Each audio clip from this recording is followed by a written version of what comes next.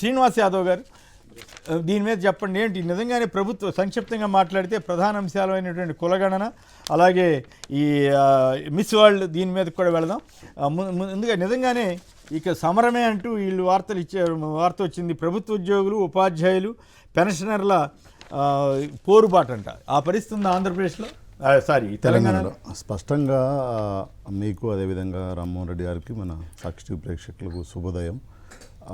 ఏదైతే ముఖ్యమంత్రి గారు మంచి అధికారం వచ్చిన తర్వాత వాళ్ళతో క్యాబినెట్ కమిటీ కూడా వేసిండ్రు, వాళ్ళతో చర్చించడం కూడా జరిగింది. 10 నెలల దాదాపు 24 ఇప్పటి వరకు వాళ్ళకు 5 DAలు ప్రకటించాలి. 5 DAలు ఇంతవరకు ఇవ్వలేదు. సో హెల్త్ కార్డు కూడా పనిచేస్తలేదు. ఇప్పుడు ఉద్యోగ సంఘాలు మిగతా ఇష్యూస్ అంటేనేమో పొలిటికల్ ప్లేయర్స్ అనొచ్చు. ఉద్యోగస్తులు ఏంది, తెలివి కల్ల వాళ్ళు, ఆలోచించగల వాళ్ళు, ప్రభుత్వం ఏం చేస్తుందో పాలసీలలో వాళ్ళు ఉంటారు ప్రత్యక్షంగా పరోక్షంగా. సో వాళ్ళు సమరానికి ఎందుకు సిద్ధమవుతున్నారు అనేది ఈరోజు ప్రభుత్వం ఒకసారి విశ్లేషించుకోవాలి.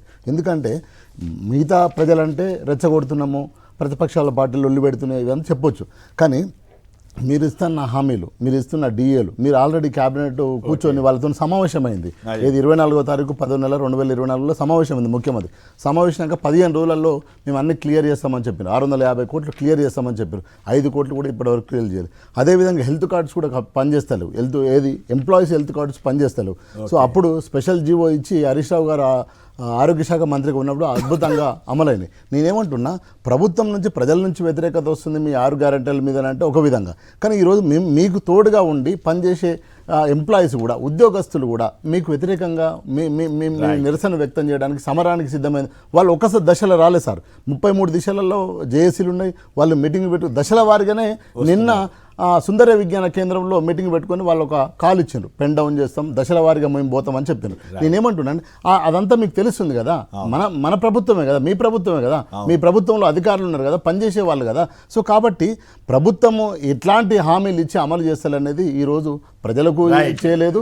అదేవిధంగా ఉద్యోగస్తులు కూడా మీతో పనిచేస్తున్న వాళ్ళను కూడా మీరు వాళ్ళని చూసుకోకపోతే ఎట్లా? ఈరోజు అదే వ్యతిరేకత స్పష్టంగా అనిపిస్తుంది. రైట్. ప్రకాష్ రెడ్డి గారు మీరేమంటారు? నిజంగానే ప్రభుత్వ ఉద్యోగుల్లోనూ అట్లాగే పెన్షనర్లు వీళ్ళందరిలోనూ టీచర్లోనూ నిరసన వ్యక్తమవుతోందా, లేదా దీని వెనకాల కూడా ఏమన్నా పొలిటికల్ బ్యాక్గ్రౌండ్ ఉండే అవకాశం ఉందా? ఇప్పుడు కాంగ్రెస్ ప్రభుత్వం వచ్చేటప్పుడు వాళ్ళ ఎన్నికల మేనిఫెస్టో 420 రాసినారు. దాంట్లో ఒకటి 420 ఉన్నాయా? వీళ్ళు టిఆర్ఎస్ బీజేపీ వాళ్ళు 420 అనే పదం రావడం కోసం ప్రయత్నం.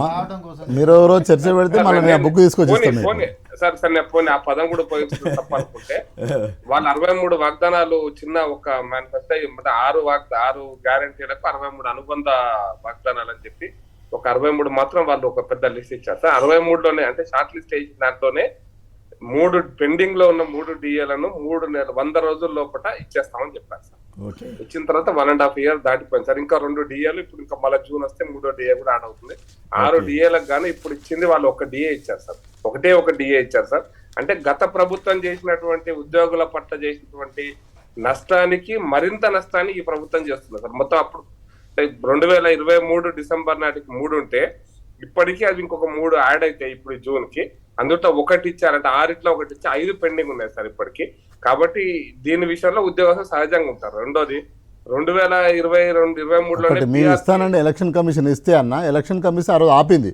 2 DAలు క్లియర్ చేస్తాం సరే. ఎలక్షన్ కమిషన్ ఆపని చెప్పకంటే ఉద్యోగుల పట్ల మీరు PRC చేసినప్పుడు మీకు ఉద్యోగుల కార్డ్స్ అంటున్నారు కదా, ఉద్యోగుల కార్డ్స్ కు అదే మీరు టిఆర్ఎస్ ప్రభుత్వం ఇంకా అంతకంటే ఉద్యోగాలకు తీవ్రంగా నష్టం చేసింది సార్. 2014 తర్వాత మీరు ఇచ్చినటువంటి DAలని, మీరు ఇచ్చిన PRC ఏంది, ఉద్యోగస్తులకు మీరు ఇచ్చిన ఇంక్రిమెంట్ అని లెక్కలు తీసుకుంటే చాలా అధ్వానంగా ఉంది. ఇంకా భారతదేశంలో ఏ రాష్ట్ర ప్రభుత్వం ఇవ్వని, ఇదే భాష అందరూ ఉపయోగిస్తాం సార్, ఏ రాష్ట్ర ప్రభుత్వం ఇవ్వనన్ని పెన్షన్ జీతాలు మేము ఇస్తున్నాం అని చెప్పి కేసీఆర్ గారు పదే చెప్పారు. ఆ భాష ఎందుకు ఇప్పుడు కానీ అబ్బాయి వద్దురండి కదా, అది లెక్కలు తెలుసు అందరికి. కానీ ఆ లెక్కలు ఆ లోపలికి పంచాయతీ కాదు కదా, కాంగ్రెస్ గవర్నమెంట్ మీద కదా ఇప్పుడు.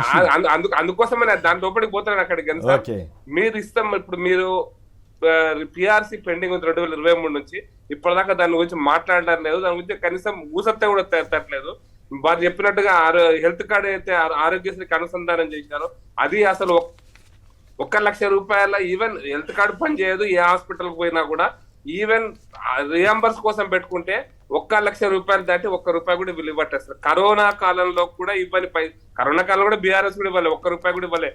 ఎంప్లాయీస్ ఎవరైనా హాస్పిటల్ పడితే దానికి ఎలిజిబిలిటీ లేదని యాదని ఇదని ఎన్ని కథలు చెప్పి 1,00,000 రూపాయలు ఇవ్వడానికి 3 నెలలు పట్టింది. ఇప్పుడు దురదృష్టం ఏంటంటే సార్, పెన్షనర్లకు ఇవ్వాల్సినటువంటి అయితే పెన్షనర్లకు ఇవ్వలేకనే వాళ్ళ ఏజ్ లిమిట్ పెంచారు సార్. 61 ఏళ్ళకి పెంచినాడు సార్. ఉద్యోగస్తుల యొక్క వయసు అంటే రిటైర్మెంట్ కాల పరిమితి 61కి పెంచినాడు, 50 నుంచి కేసీఆర్ గారు ఇవ్వలేకనే. ఇప్పుడు దాన్ని కూడా 61లో ఇవ్వాల్సిన పరిస్థితి వచ్చినప్పుడు దగ్గర వీళ్ళు ఇవ్వాల్సినటువంటి పెన్షన్ రిటైర్మెంట్ కాగానే ఇవ్వాల్సిన బెనిఫిట్స్ అన్నిటిని కూడా ఇవ్వలేని 6 నెలలు ఏడాది దానికి కూడా పర్సెంటేజ్ సార్. దానికి కూడా ఉద్యోగస్తులు కూడా కష్టపడి సంపాదించుకుని పెట్టుకున్న డబ్బులకు కూడా లంచం ఇవ్వకపోతే ఫైనాన్స్ డిపార్ట్మెంట్ అడుగు ముందుకు పోతలేదని ఉద్యోగస్తులు, వాళ్ళకి ఏ సంఘాలతో సంబంధం లేదు, ఏ రాజకీయ పార్టీతో సంబంధం లేదు సార్. అటువంటి వాళ్ళు కూడా బాధపడుతున్నారు సార్. రాష్ట్ర ప్రభుత్వం దాన్ని పట్టించుకోకుండా మేము ఇది ఇచ్చినాం, మేము అది ఇచ్చినాం, భారతదేశానికి ఆదర్శం, ప్రపంచానికి ఆదర్శం. అది మళ్ళీ వద్దాంలే, ఎవరు ఆదర్శం అది మళ్ళీ వద్దాం. కులగణన అంశం మిస్ వరల్డ్ పోటీల మీద మళ్ళీ సపరేట్గా నడుపుదాం.